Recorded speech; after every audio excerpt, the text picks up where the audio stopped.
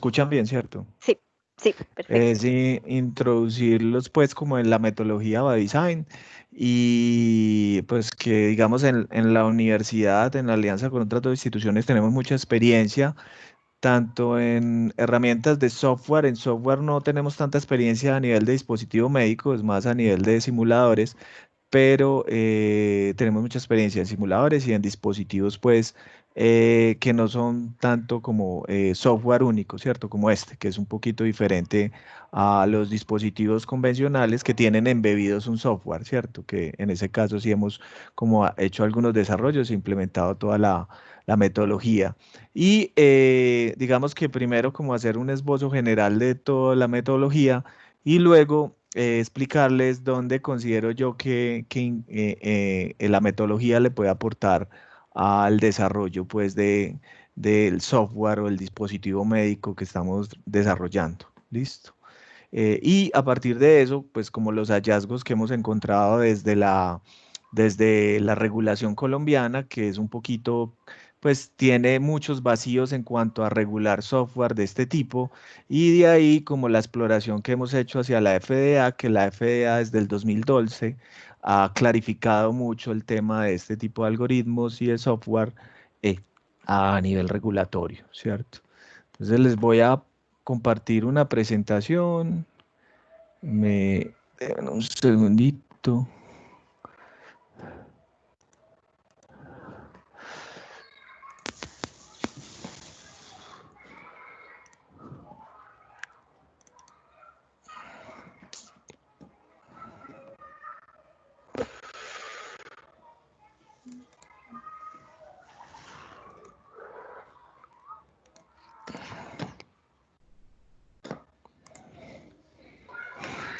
Un segundito que está cargando.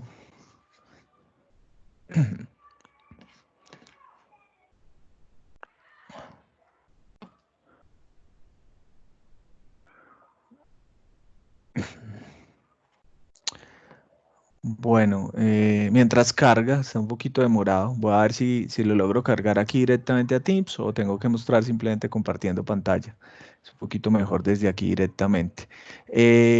Digamos que la metodología que les voy a explicar, que es by Design, surgió hace muchos años en Stanford, cuando ellos empezaron como a incursionar en el tema de innovación y desarrollo de dispositivos médicos. Surgió hace como 12 años en la Escuela de Medicina de Stanford y luego pues se desplegó como a otras dependencias.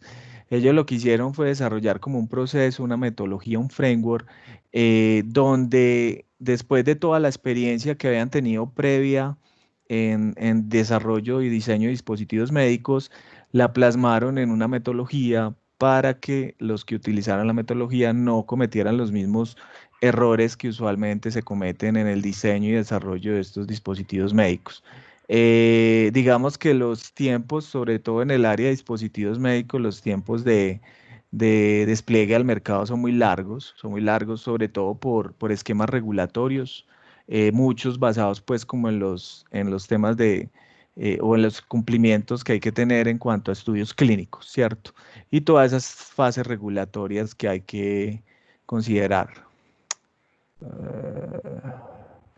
Está cargando, un segundito. Entonces, digamos que by Design nace allá y luego ese mismo, ahí ya ven la presentación. Listo. Bueno, entonces básicamente les voy a explicar rápidamente por qué surge, pues porque digamos el tema de esta metodología es un tema más filosófico de cómo mejorar el sistema de salud desde dos aproximaciones, uno la aborda Biodesign, otro la aborda Sin Design. Luego, como para que ustedes tengan en cuenta como los pasos del proceso de la metodología y luego de qué manera estamos aplicando sobre todo Biodesign, que es la enfocada en dispositivos médicos. em, digamos, nutrir el diseño y el desarrollo de lo que estamos construyendo pues a nivel de dispositivo médico.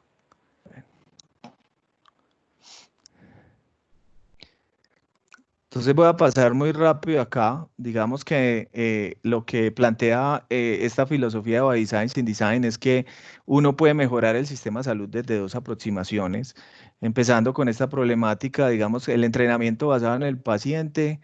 Es como usualmente los médicos practican y entrenan. Y, por ejemplo, en Estados Unidos es la tercera causa de muerte, los errores médicos, ¿cierto? Los errores médicos, lógicamente no bajo la conciencia del personal médico, sino errores, pues, en cuanto a cómo ejecutan los protocolos y cómo desarrollan los procedimientos clínicos, pueden estimarse en una tercera causa y en países como Colombia, donde no se le lleva buena trazabilidad a qué fue un error médico o qué no fue un error médico, pues es difícil como estimar estas cifras.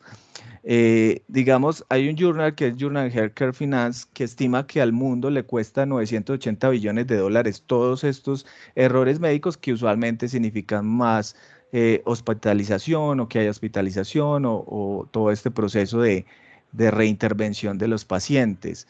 Y asociado, por ejemplo, en el tema de salud, hay un gap muy importante de personal médico.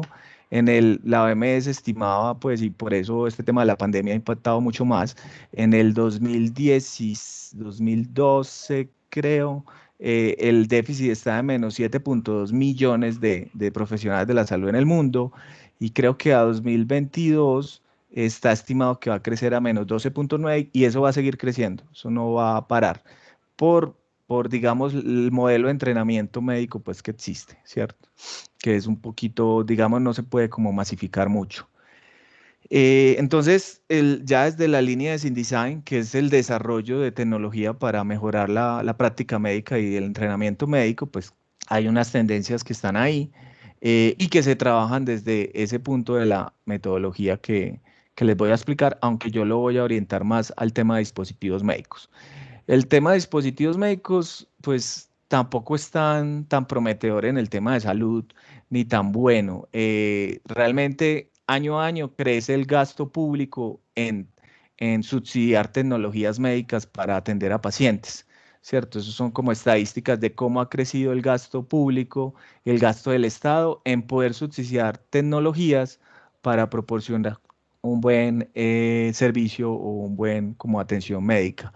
Digamos que aunque algunos países han doblado el gasto, lo peor, pues lo menos, pues para la percepción del sistema de salud y para la percepción de los pacientes, no se ha mejorado el cuidado a pesar de que se ha duplicado el gasto o el costo de uso de tecnología o dispositivos médicos, ¿cierto? Entonces, digamos que ahí, por ejemplo, también está asociado a que no solo se aumenta el gasto, sino que también es un mercado que crece mucho, crece de 3 a 5 veces más rápido, digamos, inclusive en países emergentes que en países desarrollados, y es un mercado que siempre ha estado creciendo, pues. Y esto es como una gráfica que muestra los porcentajes del gasto público en temas de tecnología en salud. ¿Cierto? Pues siempre es un porcentaje considerable en casi todos los países. Digamos que uno de los que más gasta pues en ese tema es Estados Unidos en cuanto a uso de la tecnología, ¿cierto? Pero que digamos que el porcentaje, pues a no ser que estemos en la India, el porcentaje casi que no, o en Indonesia no baja casi que que está muy cercano casi en todos los países al 10%, que es un gasto considerable. Y es un mercado, pues como les decía, que está creciendo y que se está acelerando, ¿cierto? Digamos que aquí la clave es más bien cómo creamos, muchos de estos costos son asociados a que no es eficiente la forma en que se diseña el dispositivo para pasar las barreras que tiene de uso. Una de esas barreras más importantes es la regulatoria. ¿Cierto? Entonces, digamos que se diseña el dispositivo no tanto pensando en el estudio clínico, no tanto pensando en los paradigmas regulatorios que tiene que cumplir, y eso usualmente requiere de reprocesos, ¿cierto? Reprocesos que alargan la etapa de desarrollo y alargan, pues, hacen que la inversión sea mucho mayor y que el costo que tienen que amortizar después cuando sale al mercado sea mucho mayor, ¿cierto? Y eso impacta el gasto público. Eh, entonces, digamos que lo que se busca en la metodología, sobre todo a Design, que se enfoca a dispositivos médicos, es como yo proporciono tecnología, pero le doy valor al sistema de salud. Y le darle valor al sistema de salud es que mejoro el resultado clínico que quiero y disminuyo los costos para el sistema clínico. Eso no significa que la terapia o el uso de la tecnología sea más barato que el estándar de referencia o lo que había antes, ¿cierto? Sino que eso impacte todos los gastos que hay de ahí en adelante, ¿cierto? Entonces, esto es como el espíritu y la razón de ser de todo este proceso, ¿cierto? Eh, entonces, básicamente, ¿qué es by design sin design? Es una filosofía que aproxima el mejoramiento del sistema de salud desde proporcionarle al personal médico mejores dispositivos que cumplan con ese resultado clínico esperado, ¿cierto? No por producir más tecnología, sino que esa mejor tecnología impacte realmente el sistema de salud y el resultado médico clínico que se quiere sobre el paciente. Y también si yo le proporciono herramientas a los profesionales de la salud para que mejoren la forma de realizar sus actividades, ¿cierto? Y mejoren su desempeño, que son como las dos metodologías, by design, mejor dispositivo, sin design, mejor entrenamiento, logro ahí sí impactar el sistema de salud y mejorarlo. Y eso se logra, pues, digamos, la metodología en su raíz, que yo creo que en el equipo está, siempre tiene una aproximación multidisciplinar, ¿cierto? Desde el diseñadores, ingenieros, administradores, médicos, todas las perspectivas, porque no solo se trata de crear una solución viable técnicamente, sino que también tiene que tener todos los fundamentos, soportes clínicos para pasar las barreras regulatorias posteriormente y también tiene que tener de alguna manera la visión de cómo se va a sostener esto, ¿cierto? Si va a ser tener un modelo de negocio, si no va a tener un modelo de negocio, si solo es esto, una innovación no tanto de retribución económica, sino de impacto social, como se haya planteado en su momento. Entonces, by Design en sí se basa como en estos cuatro pilares.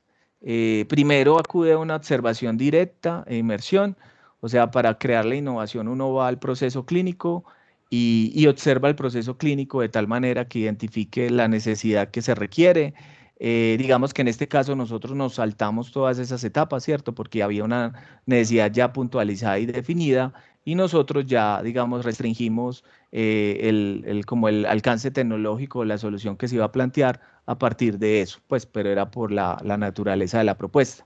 Cuando nosotros hacemos la metodología, simplemente escogemos un foco de trabajo, queremos innovar en este tema de ortopedia, en tal especialidad, por ejemplo, o en este tema de anestesiología, en tal procesos clínicos, vamos y los observamos y a partir de ahí empezamos a hacer como una bitácora de observación y escogemos las mejores, hacemos todo un proceso de filtrado y digamos que la que sale es la que le trabajamos, desarrollamos un conjunto de conceptos inventivos porque no solo hay una forma de solucionar pues un problema y de ahí hacemos todo otro proceso que tiene unos filtros que ahorita les voy a mostrar pues con una infografía para poder seleccionar el concepto inventivo ideal, ¿cierto?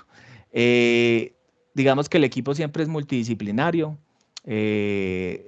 También, digamos, acudimos al concepto de abundancia, abundancia como si yo tengo para elegir, voy a elegir lo mejor, ¿cierto? Y por eso se hacen observaciones, porque si yo me sesgo como esta es la solución y voy medio la valido, pero no, pues como en diseño lo llaman, me salgo de la caja para ver qué otro tipo de soluciones o formas de abordar el problema pueden existir, pues siempre voy a tener poca abundancia de opciones y cuando tengo poca abundancia de opciones, lo que pasa es que puedo que no elija lo mejor, ¿cierto? Y lo otro es que, digamos, a través de estos filtros uno busca no abordar las opciones que no tengan futuro, que es una metodología muy de la que usa Google en el moonshot, ellos lo llaman moonshot, de matar los proyectos temprano, ¿cierto? Si no tienen realmente futuro o viabilidad desde alguno de los elementos que ellos hayan elegido, como que le da viabilidad o no viabilidad al proyecto, ¿cierto? Que no es solo la económica, hay muchos elementos que le dan viabilidad. Listo. Bueno, entonces, estas es como las fases del proceso de by design.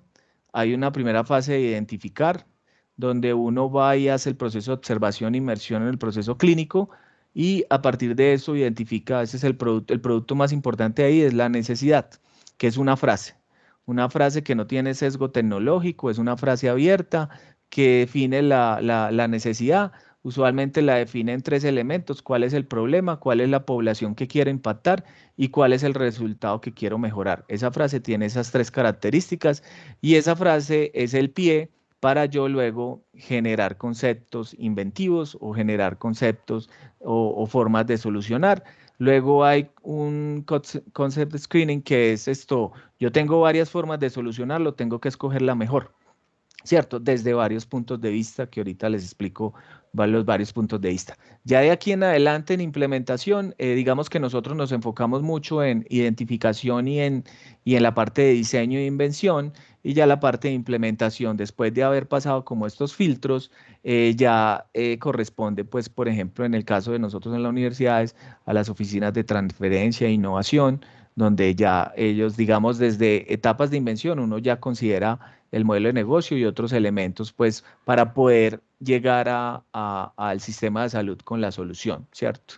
Esta es como una forma más resumida de mostrar esa metodología, que es encontrar, analizar, crear y testear, ¿cierto? Que es lo que finalmente inclusive nosotros vamos a tener que hacer en este proyecto, ¿cierto? Digamos que encontrar y analizar ya lo pasamos, y ahorita nos encontramos en las fases de crear y testear, ¿cierto? Sino que en ese crear, en el caso de los dispositivos médicos, el crear tiene varias restricciones. O sea, el caso pues en todos los escenarios de creación y diseño, uno tiene restricciones, muchas más que todo funcionales, pero en el tema de salud hay restricciones regulatorias que lo hacen importantes, restricciones de estudio clínico, ¿cierto? Que los estudios clínicos plantean determinados elementos que pueden restringir la viabilidad o no de hacer el estudio clínico, y también en el tema de cómo yo voy a llevar eso al paciente finalmente o al usuario como tal. Bueno, esta es como una gráfica que esboza de manera general como esas dos fases importantes. Eh, digamos que para que ustedes más o menos entiendan, nosotros realmente nos ubicamos, me voy a volver acá, estamos ubicados en la segunda, ¿cierto? La primera ya la definimos, ojalá de alguna manera, pues con la propuesta que hicimos y la fundamentación del problema. Esto debe estar bien definida como esa necesidad, pero digamos, en estos temas de innovación en salud, es muy importante ir a hacer la observación del procedimiento clínico, porque una cosa es lo que dicen los médicos o los especialistas, una cosa es lo que uno cree, una cosa es lo que dicen los pacientes, o sea, hay varios stakeholders que intervienen y uno tiene que tratar de conocer la verdad desde su punto de vista, ¿cierto? Entonces, digamos que, como yo les decía, en la metodología uno arranca escogiendo un foco estratégico, que un foco estratégico es usualmente una especialidad o un tema médico, y selecciona luego un conjunto de procedimientos que quisiera observar. Esas observaciones las hacen todos los equipos. Aquí hay como una etapa primera de conformación del equipo, y digamos que esas observaciones se dividen con la regla un tercio, que es: yo observo un tercio del tiempo, analizo lo que anoté en el otro tercio y luego voy y valido con diferentes stakeholders lo que vi, ¿cierto? Y a partir de eso surge, bueno, voy a mostrar digamos, no sé si algunos pueden que hayan oído en este tema de del COVID, una de las innovaciones que salió a hacer este proceso fue un videolaringoscopio que se está usando ahorita. Parte de las donaciones que tiene Inspiramed van dirigidas, por ejemplo, al desarrollo de este videolaringoscopio, que es un videolaringoscopio que reúne varias características. Es de bajo costo, se puede reutilizar, es fácil de ensamblar, permite que no solo los anestesiólogos lo usen correctamente, sino cualquier profesional médico que no tenga una buena curva de entrenamiento en intubación lo pueda utilizar. Entonces, digamos que ese videolaringoscopio que ahorita está en producción para uso durante la etapa del COVID fue desarrollado desde hace como año y medio, 2 años, usando como todo este proceso. Entonces, en el caso, por ejemplo, del videolaringoscopio, el foco estratégico fue anestesiología. Escogimos más que todo el entorno quirúrgico, ¿cierto? Fue como, eso ya es como muy cualitativo del equipo innovador. Ellos escogen las áreas que les gustan, es muy subjetivo. A mí me gustan estas áreas y ellos empiezan. ¿Qué se van a encontrar? No saben. Si hay problemas o no, tampoco. Para eso es la observación. Siempre hay problemas, pues realmente, siempre uno encuentra unos, pues, critical facts durante la observación que es que se hace, sino que los especialistas o la gente que trabaja usualmente en determinados procesos, como está en un status quo, o sea, eso se hace así y ya, pues si se vuelven cómodos, algunos no tan cómodos, pero lo asumen de esa manera, se hace de esa manera. Y otra perspectiva externa permite ver como esos elementos para mejorar pues como lo que se está haciendo. Em, aquí es donde pues como una frase que identifica que siempre haya como que se vaya a observar, no se asuma las realidades de otro punto de vista, que es que uno siempre piensa en una solución diferente a las personas que realmente están involucradas en ese tema. Entonces es muy importante el tema de observación. Uno creería a veces que es perdera de tiempo, pero nosotros llevamos 5 tecnologías desarrolladas pues pues en Biodesign Sin Design Colombia. Tres son simuladores, 2 son dispositivos. El biolaringoscopio ya está en producción y en uso, y el otro es un sistema de cierre que está en estudio clínico, ¿cierto? Entonces, digamos que la observación es importante y todos han surgido eso, de observación. No teníamos preconcepciones de que íbamos a trabajar, íbamos y observamos y, y a través de las notas, bitácoras que todos elegían y discutíamos entre todos, se escogieron como esas necesidades muy puntuales como las más prometedoras. A partir de esas, digamos, observaciones, uno lo que hace es esta triada que está ahí. Una observación te permite identificar un problema y un problema te permite crear una frase de necesidad. La frase de necesidad no debe tener un sesgo tecnológico. No debe decir, lo voy a solucionar con software, lo voy a solucionar con hardware, lo voy a solucionar con tal cosa, con tal algoritmo, con tal sensor. No, debe ser suficientemente abierto para que no se sesgue el proceso de creatividad, ¿cierto? Porque ahí es donde empieza las sesiones de ideación y creatividad para uno poderse salir de la forma en que convencionalmente se solucionan los problemas en esa área y pensar en cosas más disruptivas, más diferenciales, ¿cierto? Y eso se llaman los need statements o las declaraciones de necesidad. Uno al final en ese ejercicio que usualmente toma 3 semanas, un mes, en Stanford las hacen mucho más largas, puede terminar como con 100, 150 frases de este tipo y ahí empieza como un proceso de selección, de identificación, cuál va a ser la prometedora a través de estos filtros. Entonces, digamos, by Design considera primero un filtro intuitivo, que es como usted, pues el equipo que va a trabajar, si no tiene afinidad con lo que va a trabajar, pues no va a funcionar. Entonces hace una primera selección de estas necesidades a partir de lo que le gusta y no le gusta que observó, pues que puede creer que podría trabajar en eso. Y luego ya vienen unos filtros que están acá. Voy a adelantar un poquito. Bueno, este es un ejemplo que tuvimos en el tema de intubación, un ejemplo de observación, un ejemplo de problema y un ejemplo de necesidad no refinada, ¿cierto? Entonces, por ejemplo, ahí aparecía una forma de hacer el procedimiento de intubación más eficiente y más rápido por personal que no esté entrenado para eso o que usualmente no, digamos, en intubación es como un entrenamiento que depende mucho de cuántas hagas al día, ¿cierto? Si haces poquitas, no eres tan hábil. Entonces, se necesitaba como un dispositivo que no solo los anestesiólogos intubaran bien, que ellos lo hacen todo el día, sino que otro tipo de profesionales en emergencias, en paramédicos, en otros tipos de contextos que no intuban todos los días, lo pudieran hacer inclusive en vías aéreas de acceso difícil.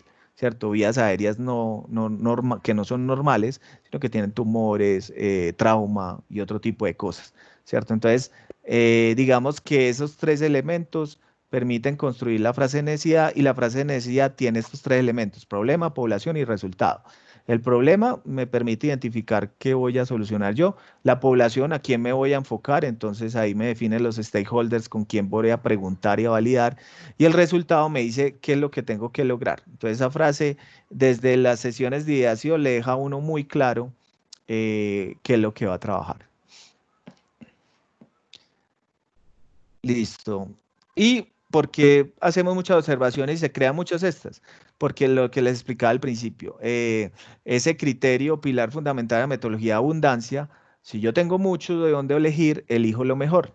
Si tengo poquito, puede que elija algo que no sea lo mejor, ¿cierto? Entonces esa es básicamente la razón por la cual uno hace muchas observaciones, hace procesos de filtrado para poder elegir como la mejor opción a trabajar, ¿cierto? Lógicamente esa frase de necesidad luego se valida con los stakeholders. Los stakeholders se deben reconocer y en el sistema de salud usualmente hay muchos, ¿cierto? Está no solo el paciente, el médico, el especialista y inclusive el familiar del paciente, sino que también está la parte administrativa del hospital, el sistema que va a ser pues como el POS o el PRE, el que va a pagar pues por el sistema, también los entes regulatorios, hay varios, ¿cierto?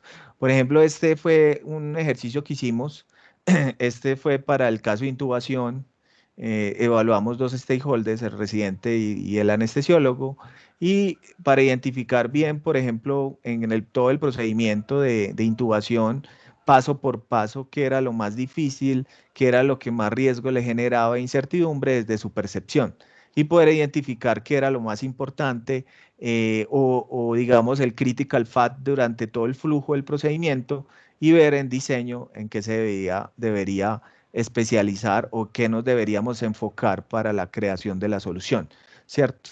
Entonces, esto es mucho observar, esto es mucho de análisis cualitativo, de percepción. Lógicamente, a medida que uno tiene más experiencia, puede identificar más rápido estos elementos y llegar rápidamente a formas de solución. Luego sigue esa etapa de abajo.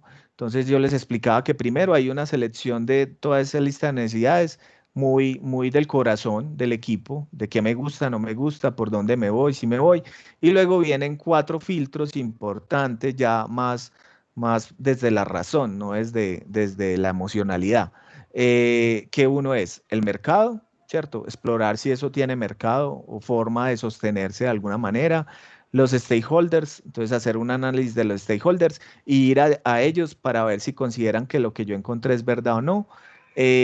Determinar qué soluciones existentes hay alrededor de eso que estoy investigando y luego evaluar el proceso clínico médico que está relacionado con lo que yo estoy estudiando, ¿cierto? Entonces, profundizar en eso para poder como alimentar la necesidad y seleccionarla a partir de eso. Lógicamente, en este que es un proceso realmente largo, esos cuatro análisis son procesos, pues son como unos análisis que se hacen que son profundos. Por ejemplo, en la metodología ya hay plantillas y uno se puede guiar para hacer todo ese proceso. Sugiere que en este filtro cualitativo se escojan poquitas, no se escojan muchas, porque si no va a ser un proceso muy largo. Listo. Bueno, aquí es como una gráfica de los diferentes elementos. Eso es como ellos lo llaman el need screening, que es simplemente ir descartando necesidades hasta llegar por lo menos a una cantidad de 10. Ellos pasan usualmente de cantidades de 320 a 10 y van utilizando los diferentes elementos como se ve ahí que uno logró identificar en el estudio, en esos cuatro análisis que hace, ¿cierto? Bueno, usualmente uno usa tablas de valoración. Esta es, por ejemplo, desde la característica de mercado potencial. Uno le da criterios como los que están aquí y le da pesos para poder valorar digamos, sacar un número. Ese número me permite categorizar las necesidades en orden para escoger, por ejemplo, un top 10. Y lógicamente no significa que la que esté primera, que haya obtenido el mayor puntaje, es la que yo escoja, sino que ese por lo menos me filtró unas 10 y ya dentro de esas 10 yo veo cuál quisiera trabajar o cuál me gusta trabajar, ¿cierto? Bueno, entonces, a partir de tener, el objetivo es que de esa fase uno tenga una frase de necesidad, ¿cierto? Por ejemplo, el de intubación, si recuerdo, es una forma de intubar pacientes con vía aérea normal y difícil para, digamos, lograr una intubación exitosa. Nosotros teníamos una métrica de tiempo ahí definida y la población a impactar era no solo anestesiólogos, sino todo el personal que pudiera intubar en algún momento determinado, sea de emergencia o no, ¿cierto? Entonces eso incluía que el videolaringoscopio no solo fuera fácil de utilizar por anestesiólogos, sino que también por cualquier otro tipo de profesional que usualmente no intuba todos los días, ¿cierto? Bueno. Entonces, aquí llegamos a esta que es la necesidad y digamos en la necesidad se hace digamos en el software, lo llaman los requerimientos, inclusive a nivel de software se empieza a ser importante en esta parte todo lo que hay que cumplir a nivel regulatorio, porque a nivel de software hay que definir todos los requerimientos, ¿cierto? A nivel, digamos, de una invención más conceptual, de un concepto inventivo, uno lo pone como must have y nice to have, lo que debe tener y lo que sería muy chévere que tuviera, pero no necesariamente debe tener. Los must have es todo lo que se encontró arriba a partir de las conversaciones con stakeholders y los 4 análisis que debe cumplir el dispositivo para poder yo cumplir la necesidad. Miren que aquí todavía no estoy, por lo menos en los must have no estoy sesgando la tecnología, ¿cierto? En los nice to have sí puedo empezar a poner elementos de la tecnología, pero los must have deben ser muy abiertos porque no me deben limitar la idea que yo tenga para solucionar el problema, ¿cierto? Puede ser cualquier cosa. Y ahorita lo van a ver como en algunas técnicas de creación de este tipo de soluciones. Entonces yo tengo una lista de requerimientos obligatorios y si lo quieren ver así, no tan obligatorios, que sería muy bueno cumplir. En el software también pasa igual, desde hardware, desde interfaz, desde tipos de almacenamiento, desde requerimientos funcionales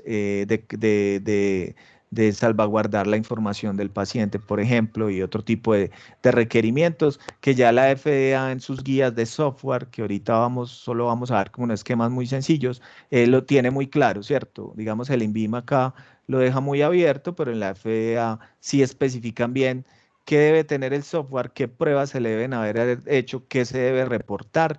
Y en el caso de un dispositivo de detección diagnóstica como el que vamos a trabajar nosotros, basado en un algoritmo inteligente, también tiene otra guía mucho más específica sobre qué debe cumplir el modelo y qué debe cumplir la validación que se debe hacer sobre ese algoritmo, ese modelo. Entonces uno aquí lo que llega es como a un conjunto de ideas, las empieza a agrupar, uno las puede agrupar por criterios como mecanismo de acción, principios que utilice la solución, parte anatómica que trata de solucionar como tal, y empieza a crear un mapa de conceptos. Ese mapa de conceptos, ese es como para entender que un problema se puede solucionar de maneras muy diferentes y eso es precisamente lo que debe lograr el concepto inventivo. Entonces uno empieza esos son sesiones muy largas que uno hace con el equipo y que empieza a plantear a través de esa frase de necesidad que escribió diferentes formas de solucionar, ¿cierto? La idea es diferentes formas y por eso se quiere. Este es un ejemplo de necesidad, la que está ahí en el centro, un método menos invasivo de reducir el peso en pacientes con obesidad mórbida. Y miren que hay muchas formas de solucionarlo, ¿cierto? Muchos principios, muchas formas y dentro de esas principios o categorías existen diferentes conceptos inventivos que se están planteando. Este es como el mapa conceptual que uno llega después de esas sesiones y donde ya se listan todas las formas diferentes que uno podría solucionar ese problema desde diferentes abordajes disciplinares, tecnológicos y eso, ¿cierto? Entonces, como ustedes saben, le expliqué al principio, el criterio de la abundancia en la metodología es importante, primero en tener varias necesidades para poder trabajar y ahora desde el concepto inventivo, aquí yo ya tengo entonces una lista variada de soluciones, entonces aquí me toca hacer lo mismo que allá, tratar de filtrarlas, ¿cierto? Eh, el filtrado en las soluciones se da desde, y ahí es donde arranca, nosotros no vamos a filtrar, pero digamos en BioDesign este análisis de filtrado precede las restricciones de diseño y desarrollo. Entonces, digamos que cuando yo tengo una lista, empiezo a hacer una evaluación de los aspectos regulatorios para cumplir con ese invento, ¿cierto? O sea, para que empiezo a imaginarme ese invento, si lo necesito llevar al mercado, qué aspectos regulatorios debe cumplir, qué problemas de propiedad intelectual puede tener o no, que es fácil tener un modelo de negocio y de reembolso del sistema público, del sistema privado o del sistema, pues, como POS PRE aquí, cuando vaya a aplicar eso. Entonces, todos esos elementos empiezan a permitirme filtrar como esos conceptos inventivos que yo haya generado. Lógicamente, la viabilidad, pues, técnica, ya desde el punto de vista de desarrollo funcional que requiera la solución. Aquí digamos que es el que estamos aplicando específicamente al proyecto. En este caso, el aspecto regulatorio nos da insumos de diseño y desarrollo, ¿cierto? De qué se debe respetar a nivel de especificaciones del software, de arquitectura, de diseño, de requerimientos funcionales y no funcionales, y también desde un punto un poquito más específico, que es el modelo, ¿cierto?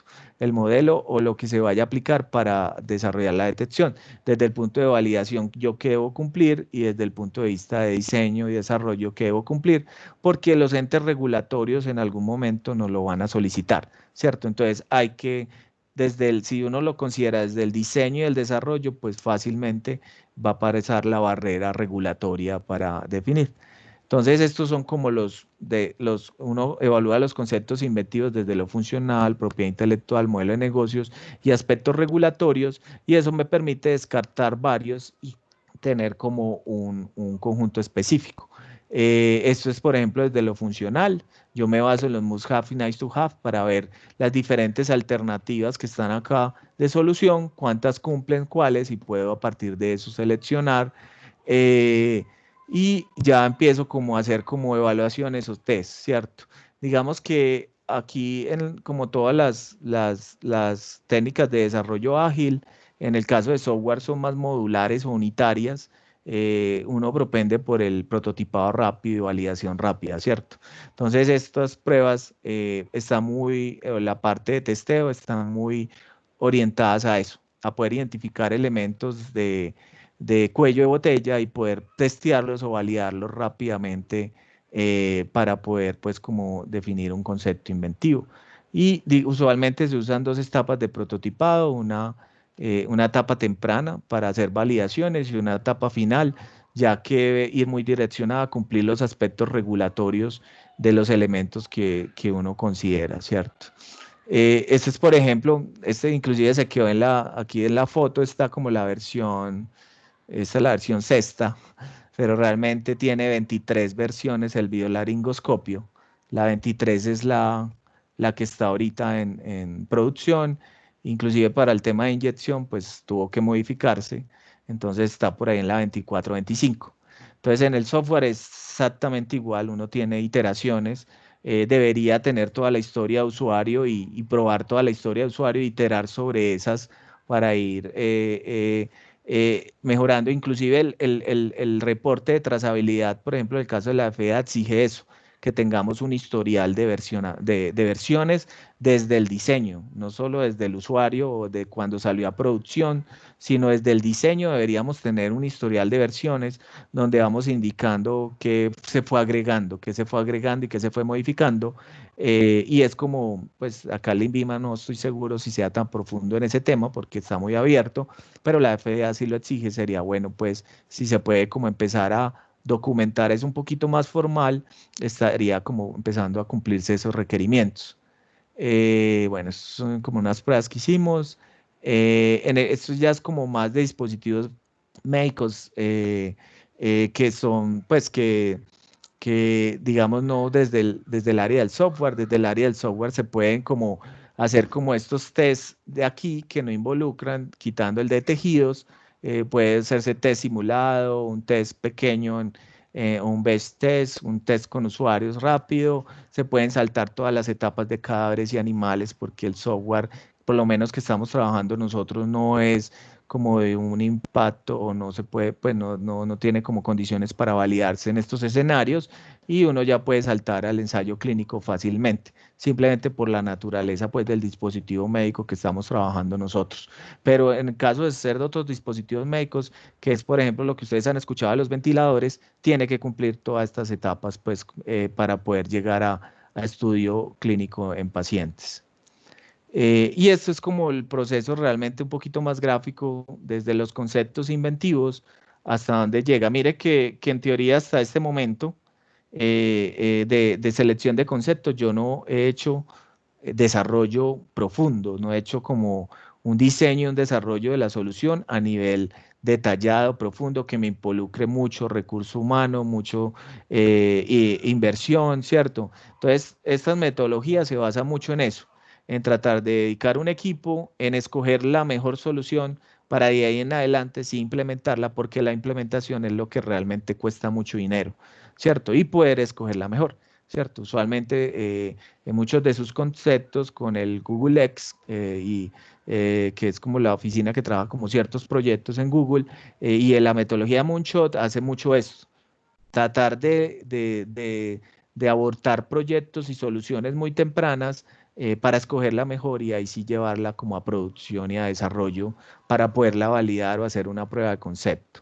Este es como un libro para el que quiera profundizar un poquito. Es un libro, este es de la versión 2015.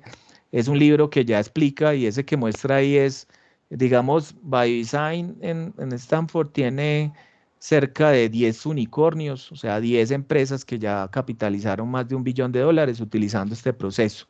Y tiene muchas otras compañías pues exitosas pues que están en el mercado. Ese es como el primer unicornio que ellos tuvieron.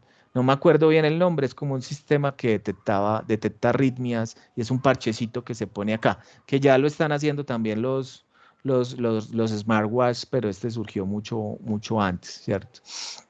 Listo.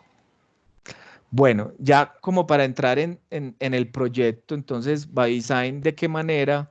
Y yo les vengo como a informar un poquito, ya esto hay un documento más profundo sobre lo que nos recomienda la parte regulatoria que nosotros tengamos en cuenta en el diseño y el desarrollo de nuestra solución.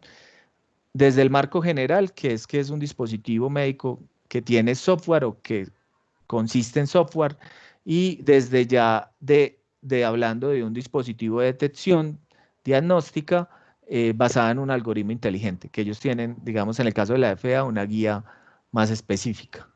Entonces, digamos que el uso de las restricciones regulatorias es como yo puedo pivotear o iterar en el diseño de la solución considerando esto. Porque si yo en algún momento me voy a enfrentar para poder llevarlo a pacientes con la barrera regulatoria, si yo la considero desde diseño y desarrollo, pues fácilmente la voy a pasar a posterior. Y digamos, voy de una vez enmarcando la implementación y el diseño del dispositivo, considerando esas restricciones que van a haber a posterior. Eh, ¿Qué es, digamos, esta etapa de acá, cierto? De elaboración del concepto final. Entonces, ya como entrando directamente en materia de, digamos, primero hicimos una exploración del INVIMA, ahorita les muestro, les explico cómo que exploramos en el INVIMA, pero el INVIMA está muy orientado, pues por la experiencia que yo he tenido, a dispositivos médicos más tradicionales, casi que dispositivos médicos pues más convencionales como un videolaringo, un bisturí, un ventilador mecánico, ¿cierto? Pero no tanto, no tiene como tantas guías o tanta información y recomendaciones para algoritmos primero de diagnóstico, pues dispositivos de diagnóstico que sean basados en software y que además tengan algoritmos inteligentes como proceso de la detección o la identificación de la anomalía en la anatomía pues humana, ¿cierto? Entonces, digamos que en eso la FDA pues desde el 2012 sí tiene una guía mucho más detallada y específica donde no solo dice qué le deben reportar a ellos o qué le debería uno reportar si estuviera en la regulación de Estados Unidos, sino también que dan recomendaciones para que el desarrollo que uno esté haciendo cumpla más como los criterios clínicos o estudio clínico y de paso pues como las regulaciones que ellos tienen, ¿cierto? Digamos que acá frente al INVIMA pues es como algo que vamos a tener que descubrir durante este proceso cuando vayamos ya a solicitar el permiso de uso como tal, ¿cierto? Entonces hay una guía de contenido de software, o sea, ellos tienen una guía de qué se debe tener en cuenta o reportar a nivel de software. Entonces, como les dije, esto hay un documento que detalla ya específicamente qué se debe pues como que se debe reportar a nivel de requerimientos de software, de especificaciones de software, de cómo esos requerimientos se cumplen en la implementación del software, la trazabilidad entre requerimiento, diseño, implementación y luego qué fallas puede haber y cómo se mitigan dentro de ese software. Y todos esos elementos. Digamos que en esa guía, en ese documento, están como los requerimientos que deberíamos tener en cuenta a nivel de arquitectura y de diseño de software, donde primero lo que se hace es definir el nivel del riesgo. Entonces hay tres riesgos a nivel de software, como la mayoría, pues a nivel de dispositivos médicos también se hacen clasificaciones, el INVIMA maneja cuatro, pero en, digamos, la FDA hay menor, moderado, mayor. Y ellos tienen una tabla de preguntas para poder uno fácilmente identificar en cuál de esas categorías, como un diagrama de flujo, un algoritmo de preguntas que le permite a uno ir como a cada una de esas categorías. Luego están los requerimientos, ¿cierto? Hay que listar los requerimientos que tiene el software como tal. Luego, cómo yo esos requerimientos los llevé a diseño y implementación. O sea, cómo a nivel de implementación estoy cumpliendo con esos requerimientos de hardware, de interfaz, de funcionales, no funcionales. Pues todo eso nos toca de alguna manera reportarlo.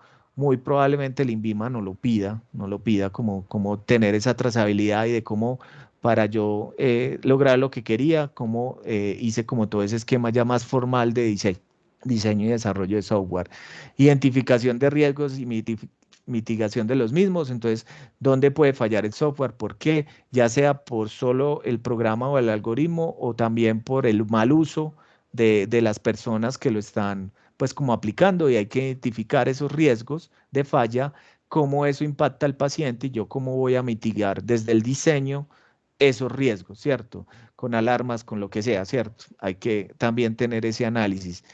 Trazabilidad entre requerimientos, diseño, implementación, evaluación y riesgos. Entonces, esos son como matrices que me dice este requerimiento, lo soluciono con este diseño en el software, con esta implementación, lo evalué de esta manera y este es el riesgo que puede haber si todo eso falla, ¿cierto? Entonces, hay que tener como esas tablas de trazabilidad, manejo de datos e información, que ya es como de temas más como de la confidencialidad pues del paciente o de la información de los pacientes, donde aplique pues en el contexto de nosotros, de nuestra arquitectura, lo que estemos utilizando. Trazabilidad del ciclo de vida del producto, y aquí al ser un producto de software, pues ustedes saben que el software está primero en beta, en alfa, en beta, luego pasa a producción, pues tiene varias fases de ciclo de vida, y eso pues digamos hay que de alguna manera reportarlo como en una tabla. Y el reporte de errores, uno tiene que validar como pues en el software uno hace usualmente pruebas unitarias, valida unidades específicas y lo prueba con diferentes variables de entrada-salida, prueba cuando hubo errores y cómo se solucionaron esos errores. Reporte de errores es un documento que simplemente le permite a uno como reportar o documentar cómo hizo esas pruebas unitarias y luego cómo hizo esas pruebas no solo unitarias, sino de integración de cada uno de los elementos o componentes que hace el software. Eso uno lo hace usualmente, ¿cierto? Cuando está haciendo desarrollo, pero digamos hay que tener en cuenta que hay que documentarlo, ¿cierto? Porque en algún momento ellos lo van a solicitar. Y este segundo es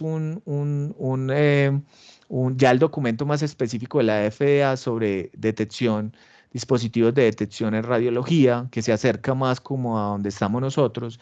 Este está muy enfocado a cáncer, pero digamos, aplica en muchos contextos a lo que nosotros estamos fabricando. Entonces, hay como un tema de validación de modelos, y desde el tema de validación de modelos ellos hacen unas recomendaciones a nivel de reporte técnico de lo que se fabricó específicamente en el modelo de detección y de recomendaciones de validación cuando uno esté probando clínicamente ese modelo, algoritmo de detección que fabricó, ¿cierto?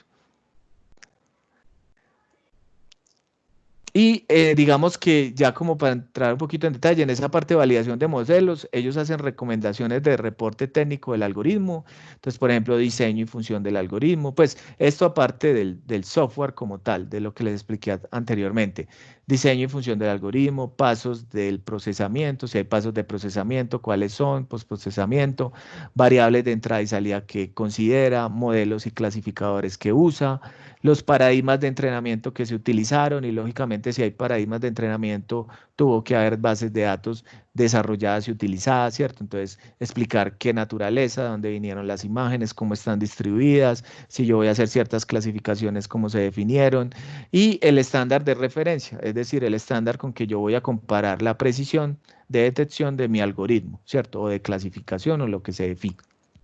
Y luego hay unas recomendaciones de validación que ellos la dividen en población de estudio, reuso de datos para entrenamiento y validación, precisión de la detección de clasificación y generalizabilidad del modelo como tal, ¿cierto?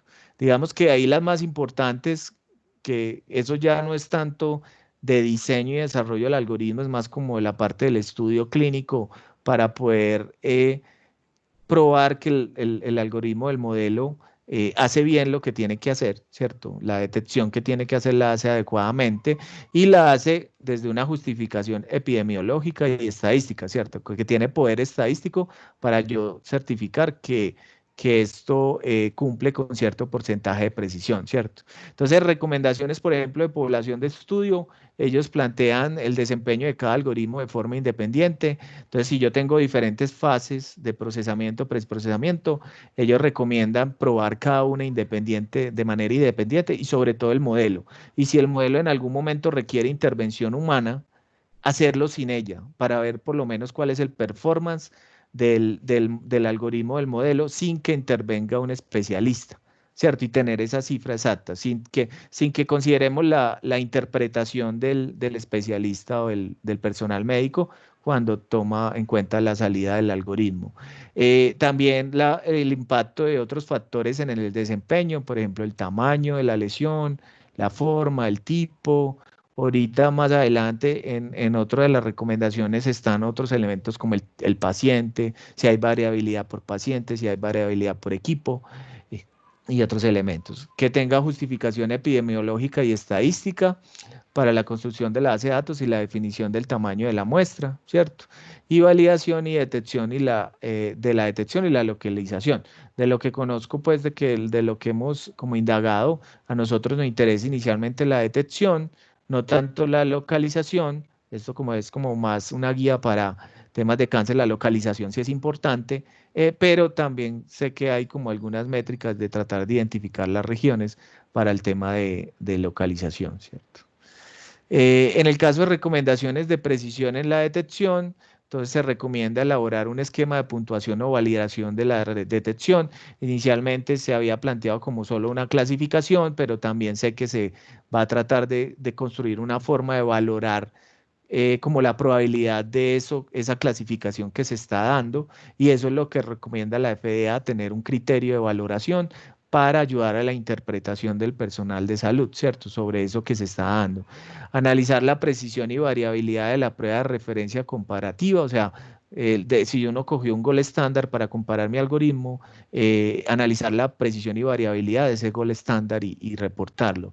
Estudiar y reportar variabilidades de producto del paciente, del equipo, de la técnica, por ejemplo, la técnica o protocolos de tomas de imágenes, de la forma de la lesión o de la naturaleza de lesión. Ver y estudiar si eso varía el desempeño del algoritmo de detección. Analizar y reportar la variabilidad del desempeño modificado del modelo de puntaje y valoración y los umbrales. Ellos también definen que si yo tengo un esquema de valoración y hay un umbral que me permite hacer la clasificación, también hago una variabilidad del umbral y vea cómo se comporta el desempeño del algoritmo considerando eso y considerando modificaciones en el esquema de puntuación y reportar las medidas de desempeño considerando los intervalos de confianza. Entonces, todo eso que acabé de mencionar, uno usualmente debería reportar los intervalos de confianza pues, que son, pues, que se tienen en cuenta o que son productos respecto considerando la muestra que se tomó y toda la definición de la potencia estadística que se hizo del estudio. Eso es como la FDA. Como pueden ver, la FDA es súper detallado, especifica muchas cosas, tiene, digamos, muy claro como el proceso de llevar eso a uso, a implementación, pues, y a uso pues, a nivel clínico y obtener los permisos correspondientes. El caso del INVIMA no va a detalles, o sea, esto es como lo que exige el INVIMA cualquier dispositivo médico, sea software o no. Ellos dentro de su definición de dispositivo médico incluyen al software, como debería de ser, y ya, ¿cierto? Entonces uno simplemente en el INVIMA clasifica el dispositivo, que inclusive para la FDA nosotros podemos llegar a una clasificación más de mayor complejidad, ¿cierto? De mayor riesgo.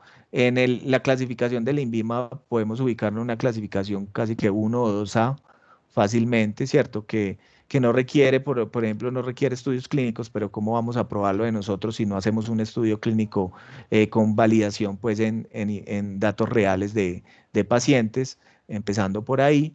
Pero básicamente ellos definen como plantear la modalidad del riesgo sanitario, clasificación del dispositivo en estas clases, que como le digo, bajo lo que se estudia, bajo la definición de clase 1, clase 2A, clase 2B y clase 3, nosotros nos ubicaríamos como en clase 2A o clase 1.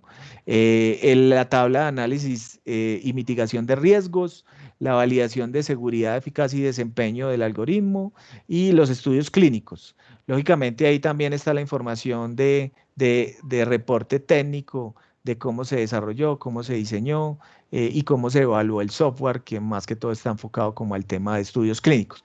Inclusive yo lo puse aquí estudios clínicos porque nosotros lo vamos a hacer, porque así fue la propuesta del proyecto, pero digamos si fuera por la clasificación o la clase del dispositivo médico, no es necesario realmente, ¿cierto? Sino que es difícil saber si el algoritmo funciona o no, si yo no lo pruebo pues como en datos reales, ejecutando un estudio clínico como tal.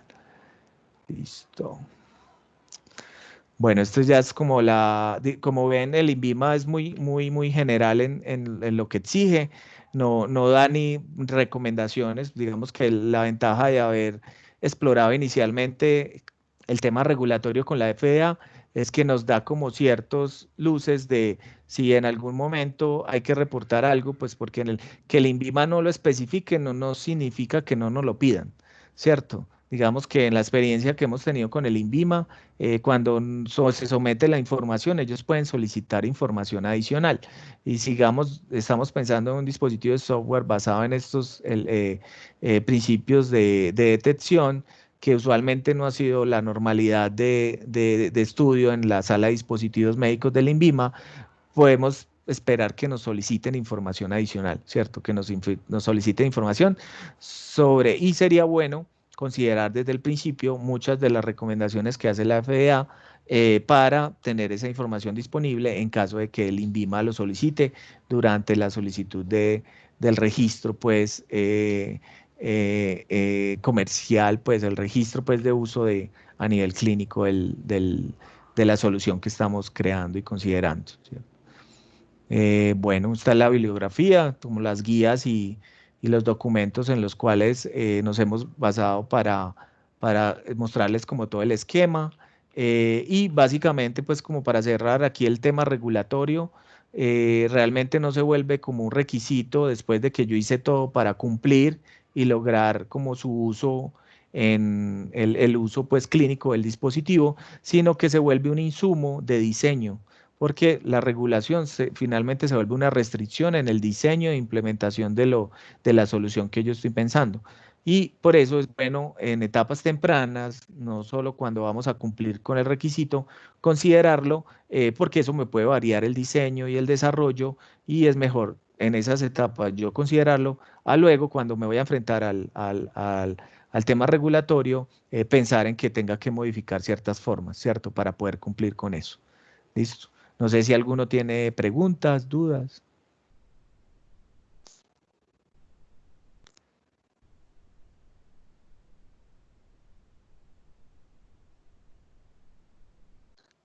Creo que no hay dudas o preguntas. Si tienen pena por el chat.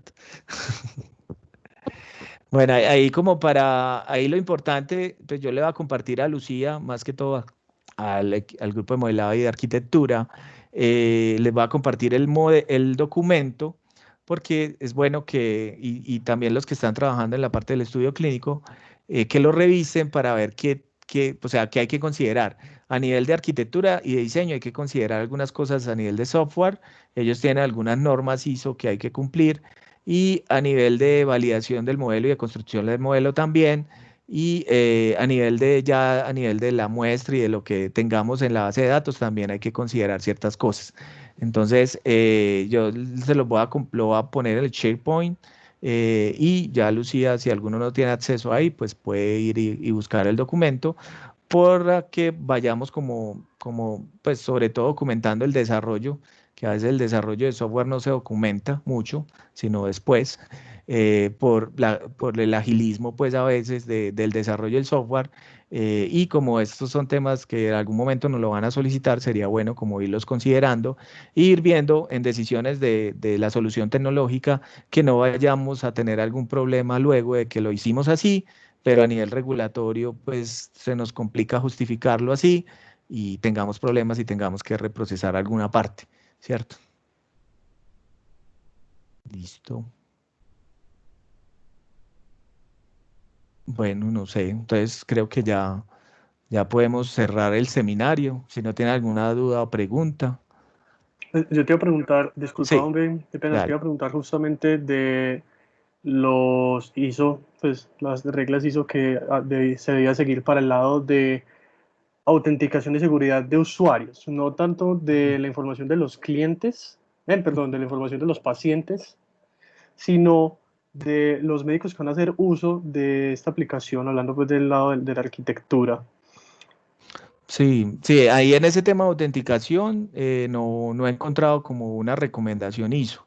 Ellos usualmente recomiendan el estándar de la industria en ese momento. No sé si, pues en el caso de tanto de la FDA, pues en el INVIMA sí que dicen del estándar de la industria, ellos no tienen como ese detalle.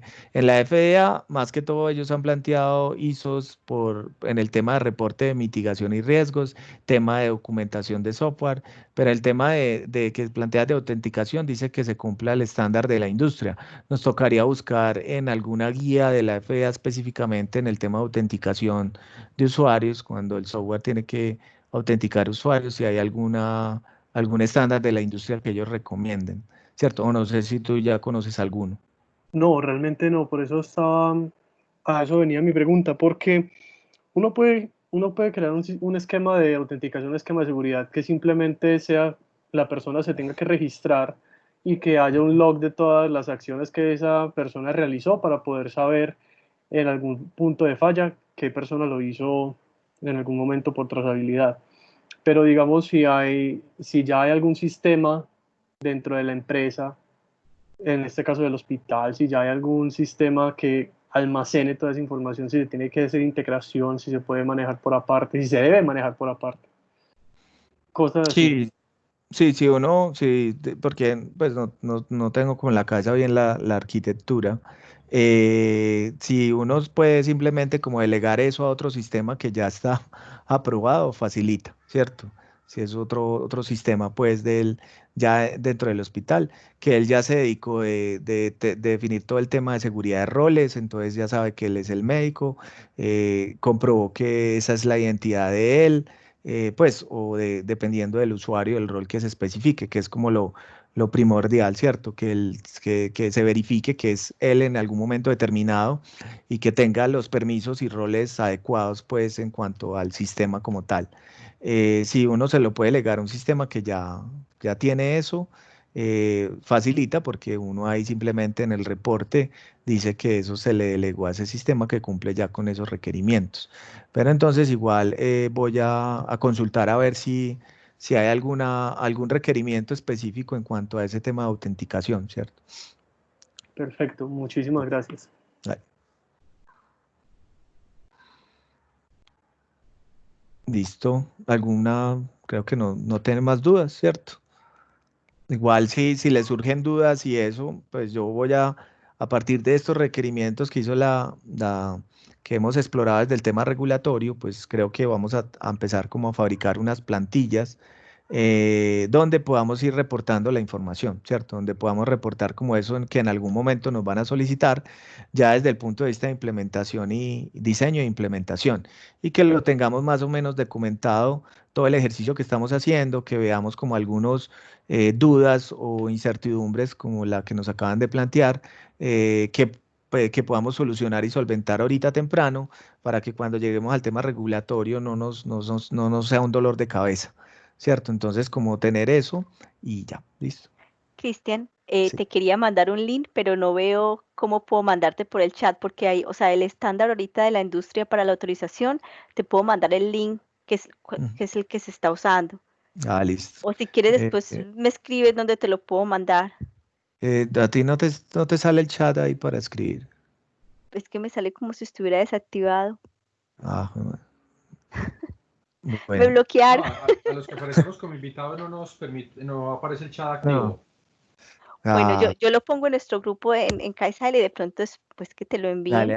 Dale, listo. No, yo creo que yo estoy en Kaisala, sí. Yo estoy en ese grupo. Entonces, si quieres lo copias ahí y ya lo veo. Listo. Perfecto. Bueno, listo.